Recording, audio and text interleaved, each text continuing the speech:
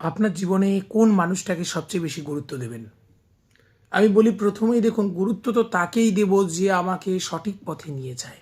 যে আমাকে ভুল পথে আমি গেলে আমার হাত টেনে ধরে, প্রয়োজনে কষিয়ে একটা চড় লাগায়। সেই মানুষটাকে আপাত দৃষ্টিতে যে ভালো চাইছে আমার, যার পরামর্শে আমি ঋদ্ধ সমৃদ্ধ হই, সেটা যে সবসময় আমার স্ত্রী হবে, সেটা যে সবসময় আমার বোন হবে, সেটা যে সবসময় আমার মা হবে, সবসময় আমার বাবা হবে, আত্মীয় হবে, এমন কোনো কথা নেই। আমি ট্রেনে চলতে গিয়ে কোনো মানুষের, আমি যেমন আমার কি একজন মানুষের সঙ্গে একবার আলাপ হয়েছিল, তার কিছু কথা আজও আমার মনে গেঁথে গেছে। আমার মাস্টারমশাইয়ের কথা আমার মনে গেঁথে আছে।